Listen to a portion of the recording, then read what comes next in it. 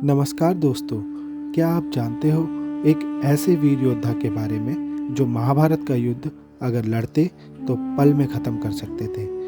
जी हाँ, हम बात कर रहे हैं खाटू श्याम जी की। आज की कहानी है खाटू श्याम जी की, एक ऐसे दानी जिन्होंने भगवान के मांगने पर अपना शीश दान कर दिया और युद्ध नहीं लड़ा। एक ऐसी कहानी जिसमें शक्ति है, त्याग है और विश्वास का सार छुपा है। ये कहानी है बर्बरीक की, एक वीर योद्धा जिन्हें आज हम खाटू श्याम जी के नाम से जानते हैं, जो अपने बल के लिए नहीं, अपनी भक्ति के लिए अमर हो गए। सबसे पहले बात करते हैं बर्बरीक जी के जन्म की और उनकी शक्तियों की। महाभारत के युद्ध में भीम के पुत्र थे घटोत्कच और घटोत्कच के पुत्र थे बर्बरीक। बचपन से ही बर्बरीक वीर और शक्तिशाली थे। बर्बरीक के पास ऐसे 3 अभेद बाण थे जो कि पूरी सेना का विनाश कर वापस तर्कस में आ सकते थे। ये 3 अभेद्य बाण बर्बरीक को भगवान शिव से मिले थे, इसलिए खाटू श्याम जी को 3 बाणधारी भी कहा जाता है। पहला बाण निशाना चुनता था, दूसरा बाण शत्रुओं को पहचानता था और तीसरा बाण सभी शत्रुओं को एक पल में समाप्त कर देता था। बर्बरीक के पास अमोघ शक्ति थी, एक ऐसी शक्ति जो पूरे युद्ध का नियम बदल सकती थी। बर्बरीक जी ने महाभारत युद्ध में भाग लेने का सोचा और अपनी माता से युद्ध लड़ने की आज्ञा मांगी। माता ने आज्ञा दी और कहा, तू हमेशा कमजोर पक्ष की ओर से लड़ना और उनका साथ देना। माता का आशीर्वाद लेकर बर्बरीक युद्ध के लिए चल पड़े। जब श्री कृष्ण जी को ये बात पता चली तो उन्होंने कहा, ये महाभारत एक धर्म युद्ध है और अगर बर्बरीक जी ने ये युद्ध लड़ा तो वो कमज़ोर पक्ष की ओर से ही लड़ेंगे।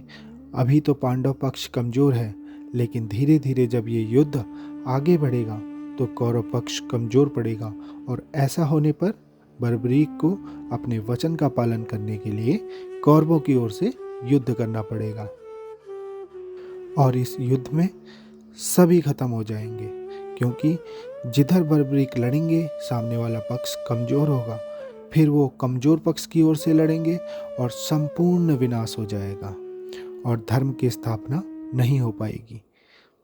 इसलिए श्री कृष्ण ने बर्बरीक को रोका और उन्हें दिव्य शक्ति से युद्ध का भविष्य दिखाया। ये देखकर बर्बरीक जी असमंजस में पड़ गए। सोचा, माता को वचन दे के आया हूँ, तोड़ तो सकता नहीं हूँ। हे श्री कृष्ण, अब आप ही मुझे बताओ, अब मैं क्या करूँ। तब भगवान श्री कृष्ण ने बर्बरीक से दान मांगा और कहा, तुम ये युद्ध नहीं लड़ोगे, इसलिए मुझे अपना शीश दान में दे दो। और बर्बरीक ने भगवान के एक कहने पर अपना शीश उन्हें दान में दे दिया। बर्बरीक ने कहा, प्रभु, मैं ये युद्ध देखना चाहता हूँ, मुझे इतना तो वरदान दीजिए कि मैं ये पूरा महाभारत का युद्ध देख सकूं। तो भगवान श्री कृष्ण ने बर्बरीक को वरदान दिया कि मैं तुम्हारा शीश सबसे ऊंचे पर्वत पर रख रहा हूँ, जहाँ से तुम ये पूरा युद्ध देखोगे और ये भी देखोगे कि इसमें कोई छल तो नहीं हुआ। श्री कृष्ण जी बर्बरीक की भक्ति से प्रभावित हो गए और उन्होंने कहा, बर्बरीक, तेरी भक्ति और त्याग से मैं प्रसन्न हूँ।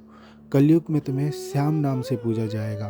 तुम हारे के सहारे बनोगे। जिनका कोई सहारा नहीं, उनके लिए तुम श्याम रूप में हमेशा उपस्थित रहोगे। तब से बर्बरीक जी बन गए खाटू श्याम जी और उनका मंदिर राजस्थान के सीकर जिले के खाटू धाम में स्थापित हुआ। आज भी लोग कहते हैं, जिसका कोई नहीं उसका श्याम है। जो दिल से श्याम बाबा को याद करता है, उसका दुख बाबा श्याम दूर करते हैं। कहा जाता है, अगर कोई भक्त खाटू श्याम जी का नाम श्रद्धा से ले तो बाबा तुरंत उसकी बात सुनते हैं।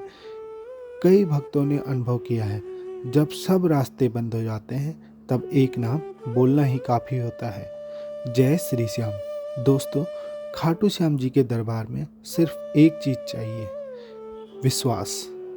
जो विश्वास रखता है उसका हर दुख, हर हार बाबा श्याम जीत में बदल देते हैं।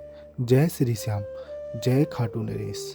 मैं आशा करता हूँ आपको ये कहानी बहुत ही पसंद आई होगी और आपको खाटू श्याम जी की असली कहानी का पता चला होगा। अगर कहानी में कोई गलती हो गई हो तो मैं क्षमा चाहता हूँ। ऐसे ही धार्मिक कहानियों के लिए हमारे चैनल को सब्सक्राइब कीजिए और ज़्यादा से ज़्यादा लोगों तक हमारी वीडियो को पहुँचाएँ, ताकि और भी लोग खाटू श्याम बाबा की असली कहानी से परिचित हों। धन्यवाद।